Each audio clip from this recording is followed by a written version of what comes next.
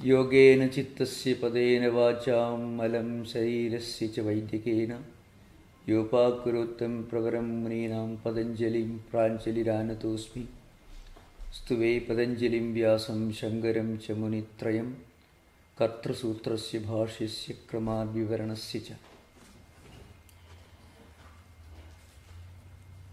I think we were discussing the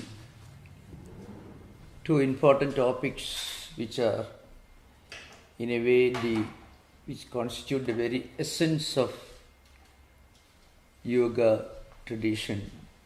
That is, it's called yoga, or it could be called Samadhi. So there are three types of Samadhi in a general term mentioned in the yoga tradition. One is samyama, that is dharana, dhyanam and samadhi. Among the Ashtanga yogas, dharana, dhyanam and samadhi. The 6th, 7th and 8th stages together. That is a first step towards yoga. Yoga chitta vritti nirodha. The chitta vritti nirodha in its most sublime, highest aspect is called asampragnata samadhi or nirbija samadhi, which is the highest, where you achieve this level of concentration without any object. You transcend all objects. But in that process, the first step is samyama. The second process is called sampragnata samadhi, where mind is still there, but you have reached a very high level of concentration with a focus, and beyond that there is the asampragnata samadhi, which takes you beyond samyama, where mind is no longer there, you transcend mind. And the yoga tradition, the definition of Sampragnata Samadhi comes in the 17th Sutra of Samadhipada. That is, Vitarka Vichara Ananda Asmita Anugama Sampragnataha. That is 17th Sutra of Samadhipada describes this Sampragnata Samadhi. I mean, that is a samadhi that is accompanied by vitarka, that is a process of discerning, and vichara, which is this higher type, and ananda and asmita. And the highest or the higher type of samadhi is mentioned in the 18th sutra that we briefly discussed earlier. That comes in the 18th sutra that we also discussed. But I want to give a short background of what we discussed so far. Now, first, let us discuss one important point. Patanjali talks about two types of yogis, just as he talks about two types of higher yoga, sampragnata and asampragnata. He talks about two levels of yoga evolution. One is called videha or prakriti leenas.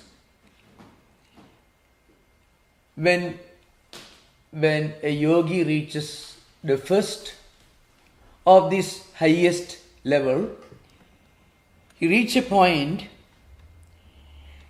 where he doesn't attain liberation. The word liberation or enlightenment is a subject of discussion in Kaivalya Pada, the 4th Pada. He doesn't become totally liberated, but he reaches a very high level of evolution. That particular status is called Adhikarika Purusha or Prakriti Leena or Videha. Means they go beyond the body-mind complex awareness, but they may be born again, but when they are born, they will display some unique powers of mind. So the first stage is called the primary stage because at that stage they do not go beyond the cycle of birth and rebirth, and this is because they are still attracted towards these higher spiritual powers. That is the subject of discussion in Vibhudipada. In English book you find the powers. We already discussed that elaborately in Vibhudipada. So many unique powers of mind automatically come to a yogi. So they get attracted, they are not able to go beyond it. So many of the commentators interestingly mention that when you read about people with extraordinary spiritual powers, not material, not at the empirical material plane, but at spiritual powers, the memory, a great interest in propagating spiritual values, a supernatural ability to perceive things, to interpret things in a very authentic way from ancient scriptures and to practice them and to be fully involved in this higher life. They may be Prakriti-lina Purushas. They may be born as human beings, or sometimes they may live in the higher levels of existence. I mean, mostly comparable to angels in the Judeo-Christian tradition. You find they're all refined people. They live with a degree of spiritual awareness. They only do good things for others, but still they are not beyond this cycle of birth and death. They are born again, and when they are born again, they still remember their great spiritual past and they continue doing great things. So the term used in the yoga tradition is Adhikarika Purushas. Roughly you can translate in English authentic spiritual preceptors. That is the technical term used in the yoga tradition. The Videhas, I mean, they have transcended that obsession with the physical body. With normal human beings, they interpret themselves as at the physical level. I am this body-mind complex. I have these desires and achievements all related to the empirical world. But these great men and women, they transcend that plane. They're called Prakriti-lina Purusha or Videhas. Then there is a higher level of yoga evolution, that is highest.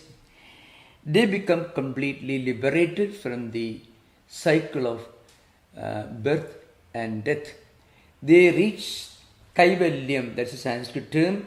In fact, the fourth chapter, the final chapter of the Yoga Sutra text is Kaivalya Pada. I mean, that part of the text that deals with the liberation, the highest spiritual enlightenment. So this is an important point. This is the background of our discussion. Now, in the 19th Sutra, Patanjali tries to explain who are these great men or women who have transcended this higher level but still bound by their attraction for these celestial supernatural powers. That's why Bhavaprattyayo Videha Prakritilayanam means the Bhavapratyaya. They belong to this. They belong to these Prakriti Layas. So that means those who are as Sapraprayana Samadhi is devoid of Paravairagya, these great men and women who have reached the Prakriti stage, they are not able to reach the highest stage because they are not endowed with Saddha, Viryam, etc., all other qualities that we are going to discuss today. I'm going fast because this is something that we already discussed. Next stage is, of course, the 20th Sutra. That's what we are going to discuss today. That's important. So this is the background. And there is a great disconnect when we read this part of the Yoga Sutras. You feel some thread is lost. I mean, we are not able to connect. What are these specially endowed great persons? Well, for those who believe in the Puranas, let us say, some of the great sages who did a lot of spiritual practices, but still could not reach the highest liberation. Their spiritual practices, their spiritual achievements are not lost. When they are born again, they show all these characteristics. We are not talking about incarnations, those whom we normally consider as incarnations. We are talking about the generality of exceptional souls, exceptionally enlightened persons. They may not be epoch makers like Sri Ramakrishna or Buddha or Christ or Shankaracharya, but they are spiritually evolved persons, because we see them when they are born immediately. They show this extreme attraction for higher values, and they display a sense of spiritual awareness in all their actions and feelings, which means they have already traveled a long distance in their past life and reached a point, but they have not reached this asampragnata yoga, so they are born again. So in the Puranas you find, Hindu mythological books you find, and of course as I mentioned, in the Judeo-Christian tradition, you can find these higher beings who are supposed to be the residents of Surga, heaven, etc. Well, I am trying to connect these sutras with a thread so that we can make some sense of what it is. So when you find people, not too many, but you can still find many men and women who are born with a kind of great spiritual attraction for spiritual values, and a willingness to live according to them, but also endowed with great powers of mind, of intellect, thoughts, etc. That's because they already traveled a long distance. They may belong to this samprajnata level. That is the understanding we should keep in mind. Otherwise, we will think we are talking something totally mythological or utopian. That's why I'm trying to somehow connect this concept with our own level of understanding. So the 20th Sutra describes the highest, that is asamprajnata samadhi. The sutra is Shraddha, Virya, Smriti, Samadhi, Prajna, Purvaga, Iteresham. This is the 20th Sutra. In the case of course, literally speaking means others. Iteresha means when you talk about the other category, means the superior category, those who have reached the asamprajnata samadhi, which means they won't be born again. They are fully liberated from the cycle, the wheel of samsara, as they call in Buddhism and also Hinduism, which is conceived to be a wheel that rotates between birth, life, death and rebirth. This wheel. So it goes on rotating, but they are free from it, they are liberated from it. Now, they are completely liberated from it. I mean, in the case of others, what happens? This samprajnata samadhi comes through faith. These are literal translations. It needs a lot of explanation. It's not faith as we understand in the ordinary English language or vocabulary. Faith, energy and memory concentration and illumination. All these are natural characteristics of those who reach this highest samadhi. Now, what are these terms used here? That needs some explanation. Sattha.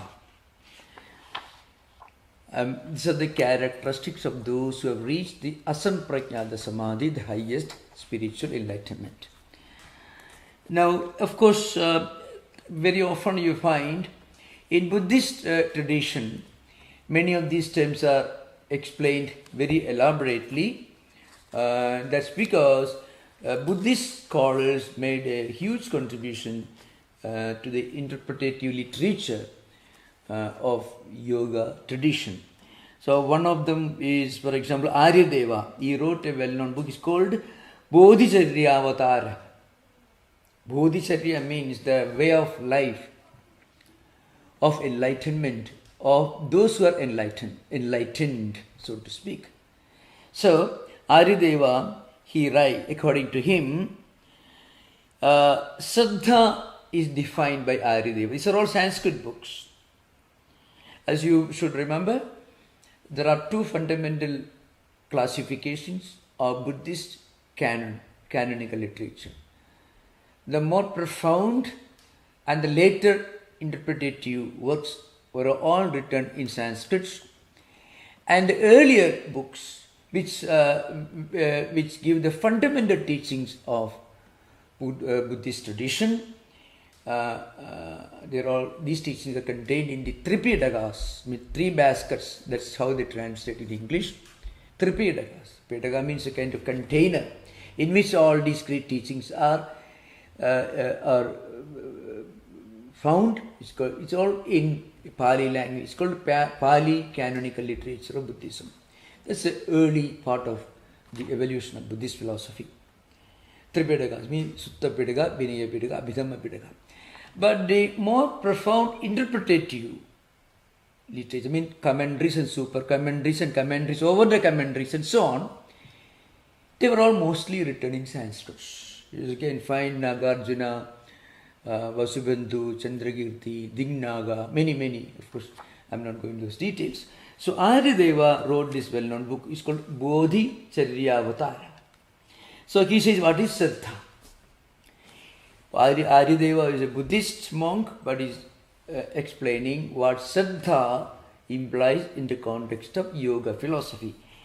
So he says, Etadeva samasena samprajnadasya lakshanam.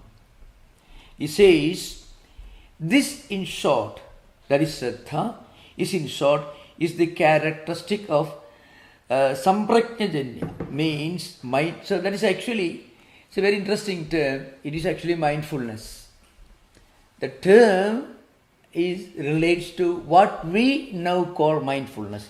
It is called samprajnanya, means is samprajnada, means proper understanding. Prajna, proper understanding, awareness, an illumined understanding, or awareness or enlightenment. This Saddha is the essence of proper understanding. Virya is, of course, yat kaya chittavastayaha pratyavesha muhurmuhu viryam, which means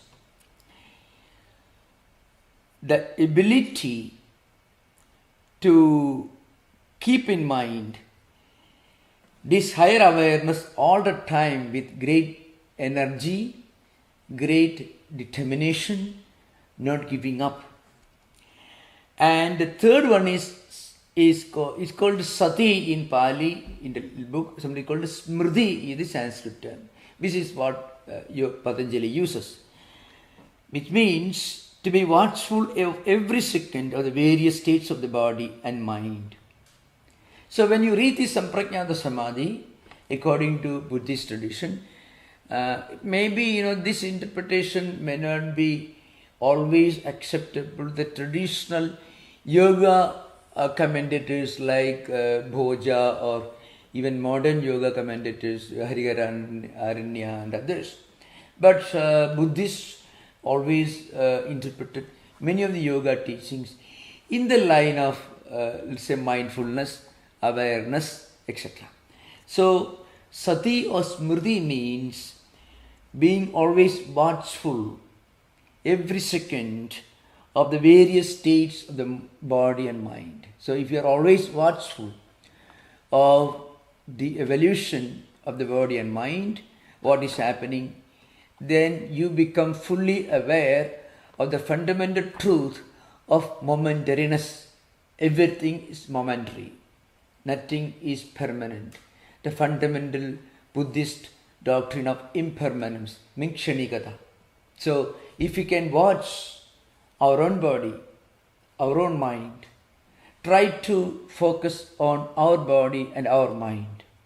Try to analyze and focus on the reality of the continuous changes happening in our body and mind. Then we understand everything is changing. If everything is changing, nothing is permanent. So the fundamental doctrine of momentariness becomes a fact of our everyday, every minute experience if a spiritual teacher actually practices this discipline. So that is called smriti. Now this should be done with great tenacity, energy, and focus. Is called viryam, and of course it should be all based on shraddha. Shraddha is, even according to Swami Vivekananda, shraddha is a word that cannot really be translated into any other language, because it is a spiritual quality that could only be experienced but cannot be explained. Let us say in modern language we can try to give an approximate description of what shraddha actually implies. Let's say a sense of sanctity, sacredness, integrity, identity with what we experience. That can approximately mean, in a fashion, it could mean something that shraddha actually implies. So this is a very, very well-known interpretation from Buddhist tradition. Now, the purpose of this practice of constant remembrance is to free the mind from the automatic, unconscious impulses and feelings that come to the mind. If we spend our time, if we focus on the reality of the unreality of body and mind, remember that term. What does it mean by focusing on the reality of the unreality? The relative reality is that mind is always changing. Body is always changing. It's a fact that we experience. And that reality should convince us of the fundamental, essential unreality of body and mind. Why unreal? Everything is changing. It is impermanent. If everything is impermanent, there is nothing really real with a capital letter R. And that's an experience that comes naturally when you observe your own mind and your own body. In fact, that's why you can find in the yoga and tantra tradition, there are ideas which tell you, suppose you have a illness on the body, you focus on it with so much of samyama, and then you'll be able to free from, if you are feeling terrible pain, let's say, focus on the pain. And what does the pain indicate?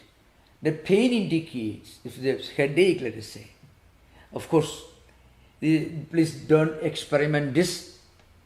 I'm trying to explain this to give as far as possible, a clear explanation of what this implies. Suppose we can concentrate on that part of the body that gives little pain. You understand, something that gives pain, and later the pain goes away, and pain may return afterwards. It means it's changing. This body is not permanent, it's impermanent, it's changing. And if it is changing, why should we worry too much about it? If it is impermanent, then why should we worry too much about it? A person feeling extreme anxiety, observe the mind. Well, mind is anxious now, suffering anxiety, neurosis, or depression. Then you focus on the fact of that anxiety which you are feeling. What does it show? It shows mind is impermanent. Why? Because after some time, anxiety goes away, and again it may return, and it can go away again. What it means is the fundamental fact of impermanence. Or essentially it's only relative, it is not real in the capital. Capital letter R. It's not real. Once you are fully aware of this, you can really feel a kind of, at least some peace. You won't really worry too much about it. A sensible person who knows the fact that money comes and goes, he won't worry too much if he loses some money now, because he knows that it come back again, and it can disappear. So he can look upon it as something impermanent. So the fact of impermanence actually points to the fact that everything is kshanika. That is the Buddhist doctrine, kshanikatva, kshanikatavada, the doctrine, the philosophy of the fundamental impermanence of everything that is the empirical level. Now, this is a a person who has reached this asampragnata samadhi, he will be able to transcend all negativity using a modern language. Because negativity is actually the result of poisonous mental food that we have eaten. If you feed our mind with dirty food, unhygienic food, that mind becomes restless, mind becomes depressed sometimes, and the result of this comes back as negativity. So a spiritual seeker who has reached the asampragnata samadhi, he transcends the mind, he goes beyond mind. So he goes beyond the aberrations and the waverings of mind. So that's why it is Patanjali says that this samadhi is accompanied by Shraddha, Vidyam, Smriti, that constant remembering of the fact of the fundamental impermanence of everything in this world, including our own body and mind, and to remember this with great energy, with great faith, with great concentration, great vigor, that is Vidyam. And of course, one should practice this spiritual discipline with a sense of sanctity, seriousness and integrity. That is Sattva. Of course, there are, if you read the interpretative books, it is possible for a beginner to be somewhat confused because the commentators have different views. What I have given just now is a general fundamental idea of what asampragnata samadhi actually means in terms of our everyday life. It means transcending the mind, transcending the source of negativity, and going beyond our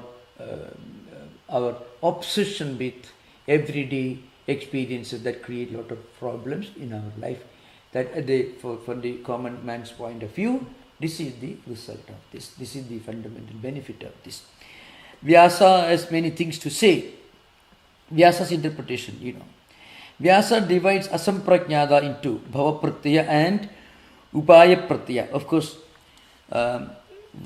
we should remember Vyasa is a great commentator who first appears in the lineage of yoga interpreters. But it is not proper for us to overlook the great sages' views when we go through these sutras. Bhavapratyaya asamprajnata occurs to Videhas and Prakritilayas. This is according to Vyasa. Of course, Bhoja and other interpreters differ. Now, one important point that I want to mention here is that something related to Hatha Yoga. That's something. You see, now, some yogis advancing to a great extent in this kind of premature asamprajnata, mean without Saddha, Virya and Smriti, etc. What happens to them? They reach a kind of Jada Samadhi.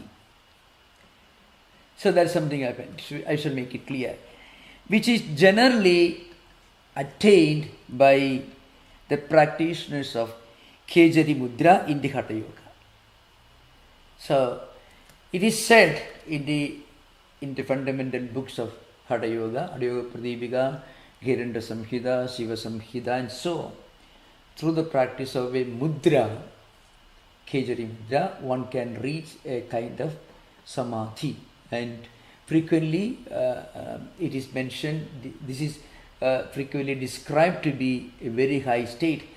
But from a spiritual perspective, it is only a kind of Jada Samadhi, where all the powers of the mind are benumbed so that you feel the absence of mind. You don't transcend, but you go beyond the sensitivity of your own mind.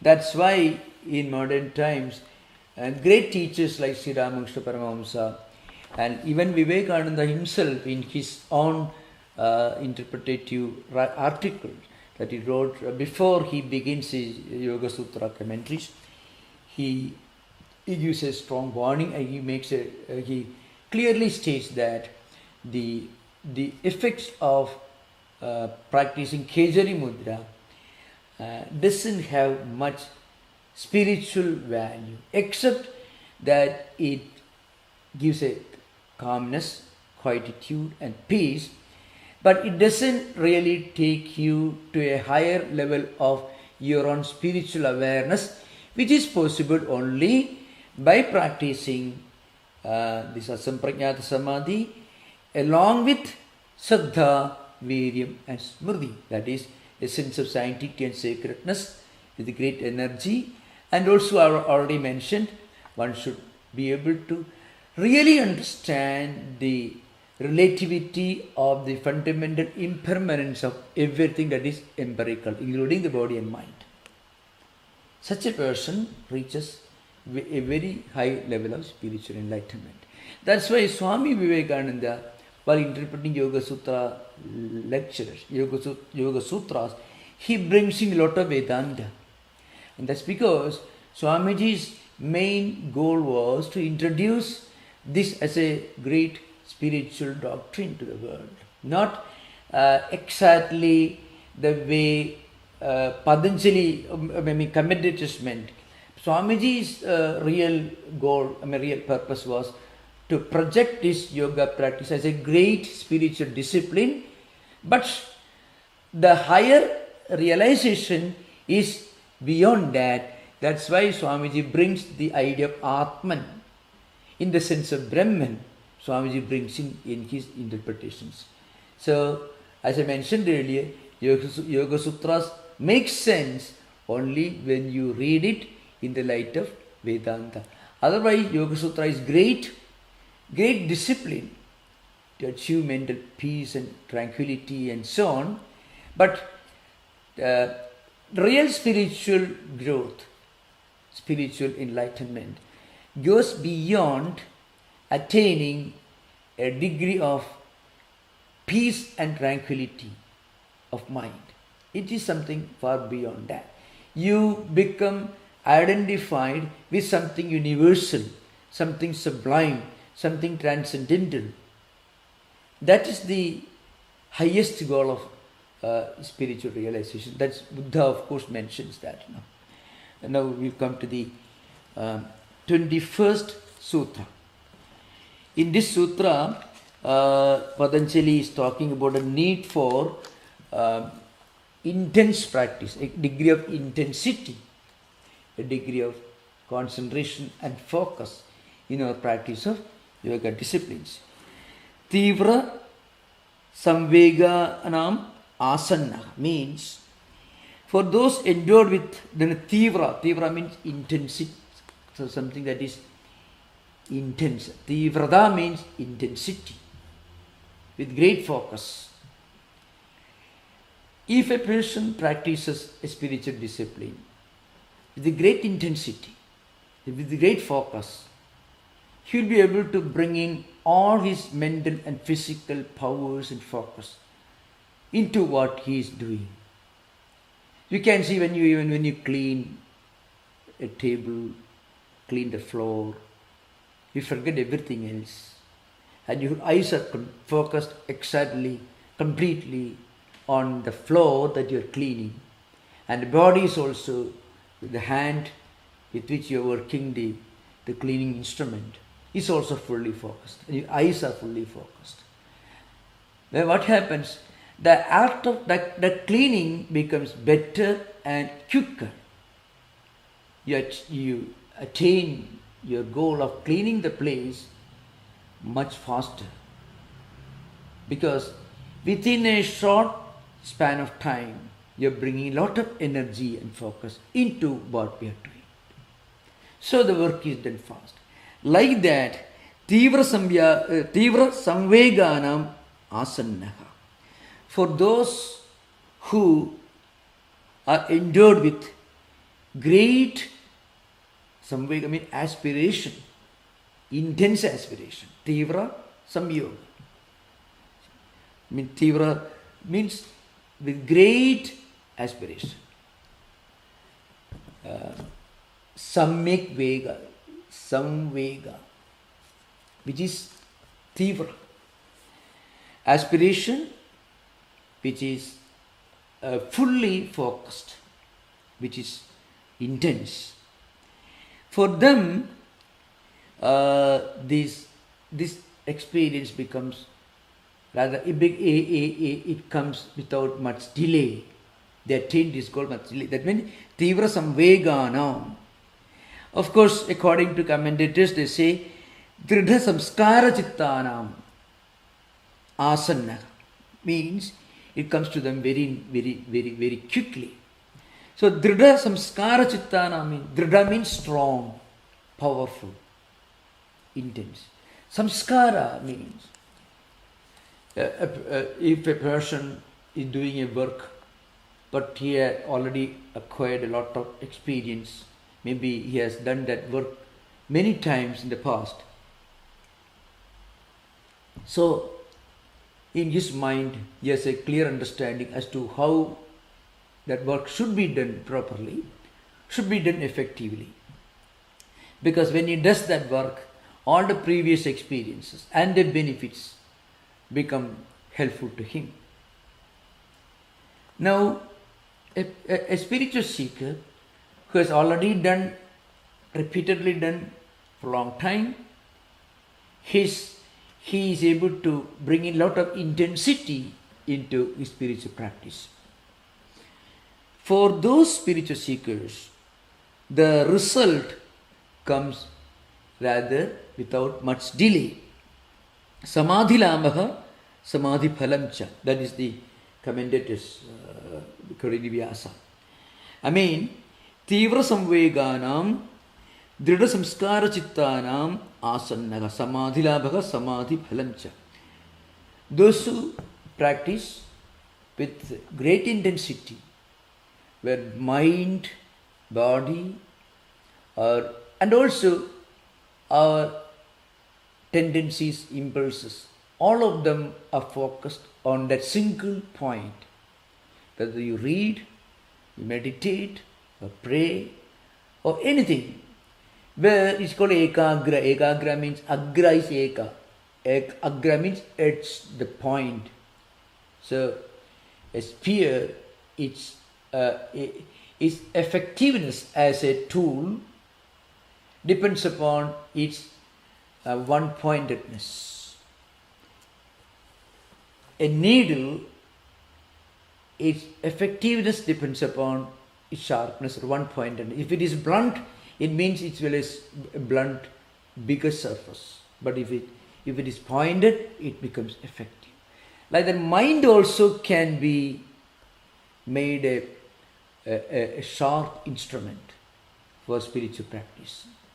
People who are reading a book while thinking of something else, they may not remember what they have read, because their mind becomes blunt. So that's why, in the Gita I say Buddha avyavasayinam, buddhega avyavasayinam means those who don't have a focus and they are not able to remember.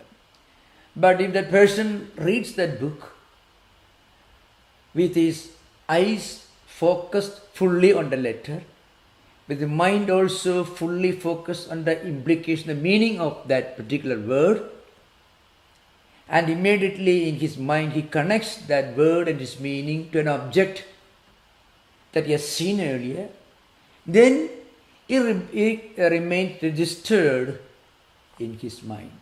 This ability to do things with intensity is the fundamental characteristic of a yogi. A yogi will be able to remember things, lot of things, relatively easily, without much effort.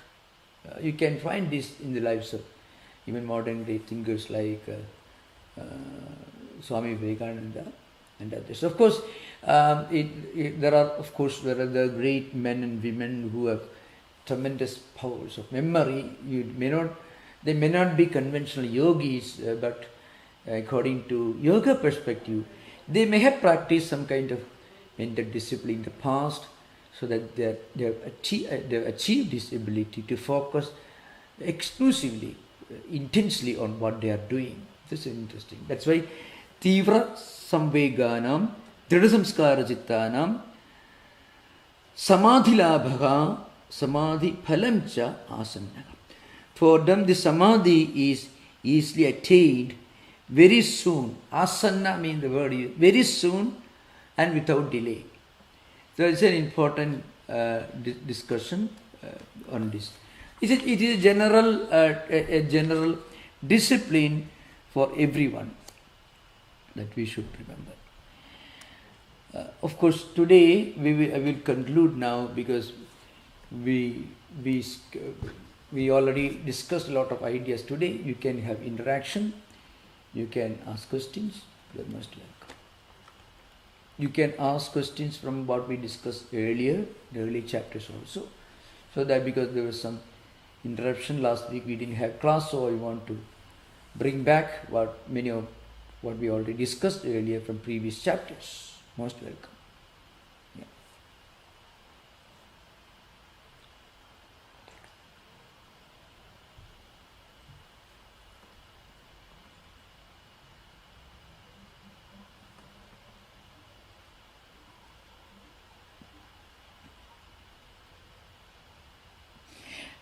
There seems to be a question that appeared on the screen just now. There is some confusion about Viveka Khyadi, Prajna, etc. Well, before trying to answer this question, I must tell you, when it comes to yoga practice, which involves meditation, etc., it becomes clear to us only when we actually practice. But it is possible to discuss at the intellectual level. Viveka Khyadi of Prajna, in essence what it means is,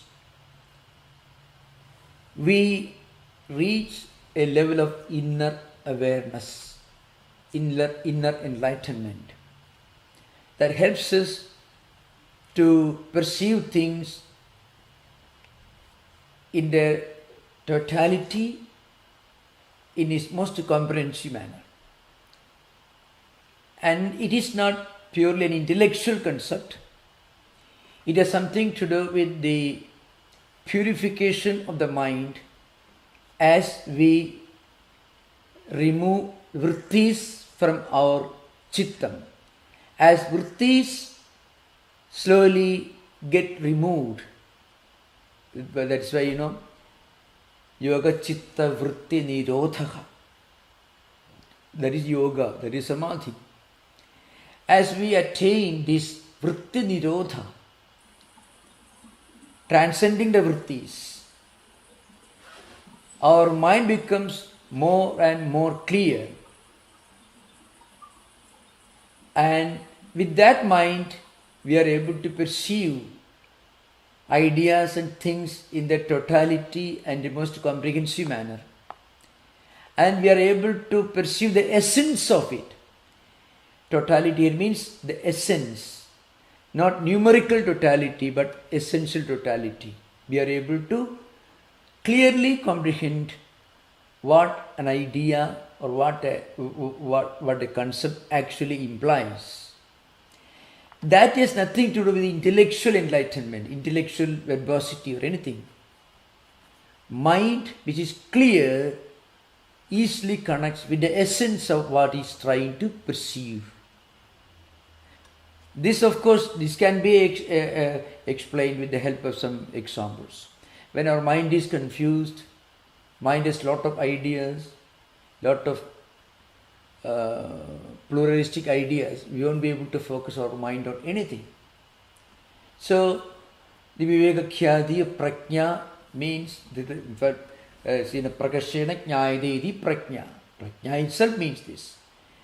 When mind reaches a level of clarity, precision, and tranquility and peace, it can, on the one hand, feel an inner joy and peace and tranquility. It also is able to perceive things with greater clarity and comprehensiveness. That's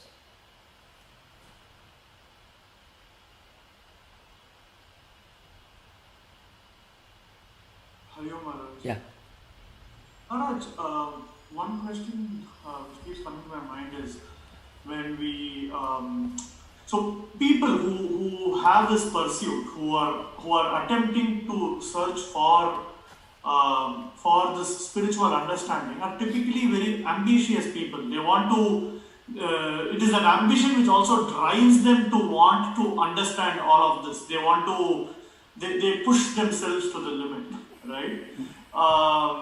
So these very simple, not simple, but these very basic ideas of joy or inner peace, which is where this is set to lead. These are very, very simple, basic ideas.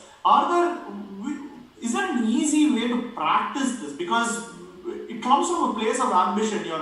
Your drive comes from a place of ambition, but the idea is somehow to extinguish that ambition. So, well, yeah. Thank you. No, I shall let us think of a man like Buddha. The reason why I'm giving Buddha as an example is a classic example, it's a well-known example. Buddha reached enlightenment, what we call Bodha or Bodhi, whatever it is. That's actually what he reached, this Vivekakhyadi, went beyond that. And then what did he do? He walked straight to Benares, Varanasi, and started preaching, teaching, giving his message to a group of sages who were living, a group of ancient Hindu sages were living there. And he preached this among them, and they became his first converts. In those days there was no conversion in the sense that we understand today. They became fully convinced of the great teachings of Buddha.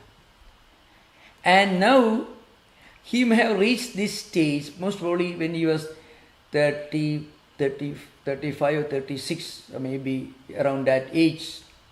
He was a young man when he left his palace, 28 years. He must have practiced for some years and may have reached 35 or 38 years. And he lived up to his 80th year. He passed away when he was 80 years. What did he do? He was traveling all over northern part of India, all the way to Nepal, extreme east, and all the way to today's Afghanistan. At that time it was known as Gandhara Desha. Just imagine. So, after enlightenment, what he does after enlightenment is not what we understand to be an ambitious action. It is not ambitious action. The natural habit of a person who has reached a level of spirituality, he will discuss, he will teach this to people. What else will he do? His body is there, energy is there, and long life in front of him. What would such a man do? Can he do? Can he just keep quiet somewhere? Live like a stone? He won't do. What he will do? He will give out what he has got to everyone. Likewise, Sri Ramakrishna. Till he passed away, he was teaching. Practically, Sri Ramakrishna was teaching till the last moment of his passing away. Vivekananda, surprisingly, he was teaching the foundational work in Sanskrit grammar, Panini's grammar, Laghu Siddhanta Kaumudi. Not an easy book to study or to teach. And that was about 3 hours he was teaching before he passed away. And before the previous days, he went round the Belum grounds. He talked about starting a Veda Vidyalaya in that part of the country, all that, you know. And then the day he passed away, till almost till a few hours before his passing away, he was teaching this.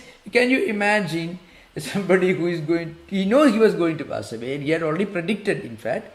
You immediately takes up a complicated book on engineering or medicine and takes classes for 3 hours. Can you imagine modern times? A normal person will worry, will be crying and weeping. Oh, I won't be there tomorrow. No, and he would lose his mind. But Vivekananda, with a smile, he asked his disciples to come and assemble. We'll discuss. What? Laghu Siddhanta Kaumudi. Actually, in Sanskrit grammar, in terms of effort, it is easier to study Guru Siddhanta Kaumudi, Bhattacharya Diksha's bigger, that is the Siddhanta Kaumudi, is easier to learn because it closely follows. It's a much bigger book, many times bigger than Laghu Siddhanta Kaumudi. Laghu Siddhanta Kaumudi is a compressed version of Panini's grammar, and it's much more difficult to teach and study because everything is compressed. And Swamiji was doing that, you know. And then when he passed away, he asked the disciple to stand outside, and he meditated for many hours. Then he lay down and he breathed his last. But he was doing all this, traveling to America, traveling all over the world, teaching Vedanta and all that. It was not ambitious. It was not ambition. It was the natural characteristic of a Buddha or a Vivekananda or a Shankaracharya. Arguably, if you look at the history of humanity, maybe the most hardworking human specimen we have known to history, Shankaracharya. Vivekananda did everything within from 1893 to 1902, 9 years. Swamiji worked 9 years, within which he did all this great work, Swamiji. Shankaracharya wrote the most exquisite Sanskrit poetry, the most profound, mind-boggling philosophical classics, founded 10 monastic orders. Remember, Ignatius Loyola found just the Suit order. So that's why Sister Nivedita say that Shankaracharya is by describing Shankaracharya, she says Shankara is the Augustine, Aquinas, and Ignatius Loyola, and Eberhard, great theologians, and Socrates, Aristotle, and all these, and also some of the greatest poets and a great missionary are rolled into one.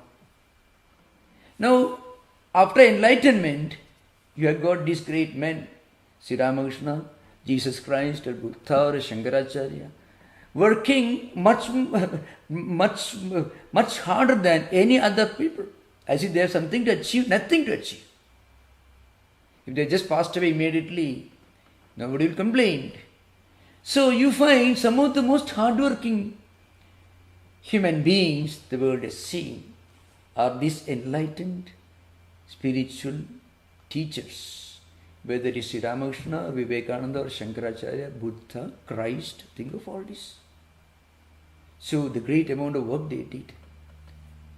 So remember, ambition and work, they are not necessarily twin brothers. One can work with great enthusiasm, with zero ambition. And one can have a lot of ambition and do nothing. So, ambition and work are not twin brothers. They are not born together. There is no connection actually in between them. Thank you for the question. Yeah. Another question appeared on the screen, but I was discussing something at that time. I couldn't focus. I didn't read it. I think Yogi had just made the point that Sri Ramakrishna's explanation is also very good on this point. You remove a thorn with another thorn, but throw both away afterwards. Precisely. To get liberated and falls away after liberation. True. Yeah, that's true. Sri Ramakrishna's gospel puts all these great spiritual ideas in very simple language, in a very unconventional but very beautiful language. A lot of parables, illustrations and metaphors which are very moving and very touching. That's why it's a great classic.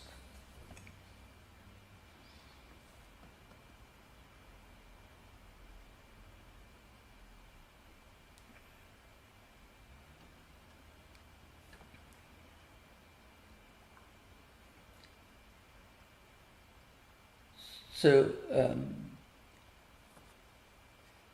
if we have no question, today I wanted to conclude early because we had some interval, so I didn't want to load too much of matter in one session today. That's all. We will continue next week. And thank you especially. Okay, there is another question. Yeah, the body consciousness gives ambition. Is not. In ambition. Yeah, that's true. Ambition is always linked to our interpretation of ourselves as a body-mind complex. Yeah. Otherwise, in Gita you can find sakama karma and lokanugraha. You can find two types. Sakama karma is ambition, where a person wants, is focused on a reward, a result that he expects from the work he is doing. That is sakama karma. And lokanugraha means lokasangraha, sometimes it's called. The natural reflex action of a great spiritual teacher to be always doing something for the benefit of others, like giving instruction, writing books, building temples, building churches, and spreading the message, because that itself becomes the natural reflex action. Reflex action is so involuntary. It comes, you don't have to work hard for that. It's natural characteristic. Even when Sri Ramakrishna met a great monk in Benares, his name is Trilinga Swami. Now, Trilinga Swami was not a missionary, but he was an enlightened person. He was living a very secluded life. It is said that he lived for close to 300 years or more. That's according to many historical sources.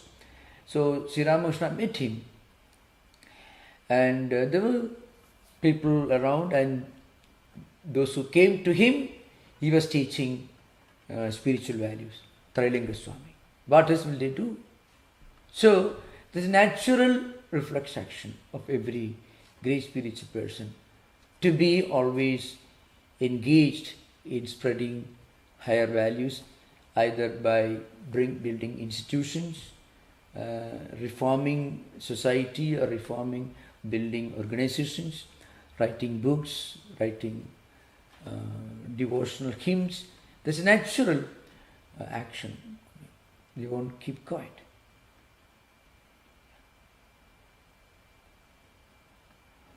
So thank you for those questions, and namaskar. Om Shanti Shanti Shanti Harihi Om Tat Sat. Sri Rama Krishnarpanamastu.